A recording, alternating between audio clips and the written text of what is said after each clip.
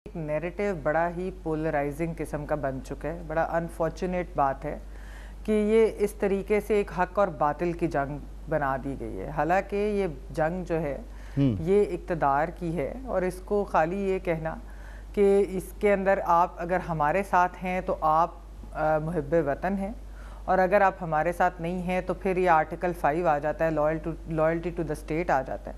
हालांकि उसके अंदर ओबीडियंस टू द कॉन्स्टिट्यूशन भी है और आज जो आइन के साथ हुआ वो मेरे ख्याल में ओबीडियंस तो शायद उसको नहीं कहा जा सकता।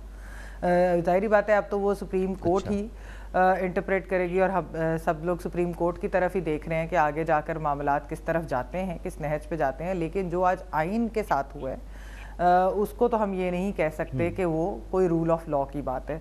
और देखिए हमने पाकिस्तान तहरीक इंसाफ से हमेशा रूल ऑफ लॉ की बात सुनी और वो यही कहते हैं कि वो फ़र्क इसलिए है बाकी जमातों से क्योंकि वो रूल ऑफ लॉ पे यकीन करते हैं।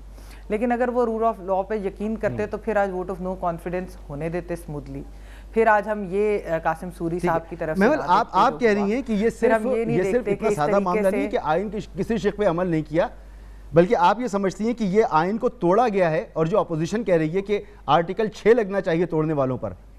क्या मैं सही समझ रहा हूँ? नहीं, मैं आर्टिकल 6 की बात नहीं कर रही बिल्कुल भी। और मैं तो बल्कि एक्चुअली ये कह रही हूँ जो मज़ा साहब ने जिस तरह बात की इस तरह की डीमोनाइजिंग किस्म की बातें नहीं होनी चाहिए। ये हम हुकूमत की तरफ से भी देख रहे हैं जो हिब्बुल वतनी के सर्टिफिकेट दे रहे हैं और अब ये हम अपोजिशन की तरफ से भी आर्टिकल 6 की बातें सुन रहे हैं। ये इस तरह का मामला नहीं। इस तरफ मैं यही कह रही हूँ कि इतनी पोलराइजिंग डिबेट, इतना नैरेटिव ख़तरनाक किस्म का हो गया, ये नहीं होना चाहिए। लेकिन जो आज असेंबली में भी हुआ और जिस तरीके से हुआ, जितने भी आप लीगल एक्सपर्ट्स अगर सुन लें, मोस्टली सारों ने ये बात की कि ये एक अनकॉन्स्टिट्यूशनल इकदाम था।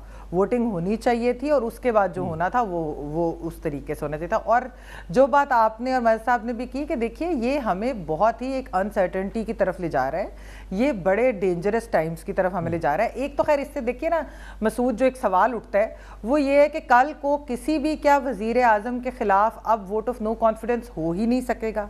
कोई भी चीज़ जो है, यानी अगर ये फॉरेन कॉन्स्पिरेसी की बात आज करके इस चीज़ को डिसमिस कर दिया गया जिस तरीके से, तो कल को क्या कोई और अगर एक्सक्यूज़ बना दी जाएगी तो फिर क्या होगा ही नहीं। या तो फिर आप इसको क्या आइन से निकालना चाहते हैं तो फिर आप इसको पार्लियामेंट में हल कर लेते, आइन से ही निकाल देते, ताकि क्योंकि हम तो देखिए पहले दिन से ये बात कहते हैं कि 5 साल हर हुकूमत को, हर वज़ीर आज़म को पूरे करने चाहिए। लेकिन क्योंकि वोट ऑफ नो कॉन्फिडेंस भी एक आइनी हक था जिसको अपोजिशन ने इस्तेमाल किया, वो किसी अनकॉन्स्टिट्यूशनल चीज़ के थ्रू नहीं निकाल रहे थे। अगर वो उन्होंने वोट पूरे करने थे, उन्होंने वोट पूरे भी करके दिखा दिए तो हुकूमत ना कर सकी।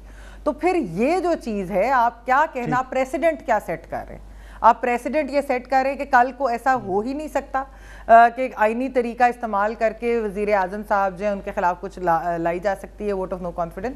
तो ये जो है ये एक डेंजरस चीज़ है और जो डिबेट या आर्टिकल 6 की तरफ जा रही है ये भी एक डेंजरस और पोलराइजिंग डिबेट है। और मैं ऑलरेडी ये बात कह रही हूँ कि हमारी सोसाइटी पोलिटिकली पोलराइज हो गई है, वैसे इतनी इंटॉलरेंट हो गई है। इस साइड पर तो मत जाए और पेट्रियटिज्म के सर्टिफिकेट्स मत दें, जो हुकूमत भी इस वक्त यही दे रही है कि सारी अपोजिशन या सारी पॉलिटिकल क्लास जो है जो उनके साथ नहीं है वो जो है वो फॉरेन कॉन्स्पिरेसी का हिस्सा है, एक साजिश का हिस्सा है। ये बड़ी डेंजरस ट्रेंड है। इसके इस बड़े इस और दोनों तरफ से ये बात हो रही है। महमल आप बिल्कुल दुरुस्त कह रही हैं और मैं भी बार बार ये बात कह रहा हूँ कि इस तरह की आइन की वायलेशन तो जगह जगह पे हमें नजर आ रही है। अभी मैंने आर्टिकल 140 का जिक्र किया, आर्टिकल 19 का जिक्र कर सकता हूँ, 10 बातें ऐसी बता सकता हूँ कि जिस पर अमल नहीं होता।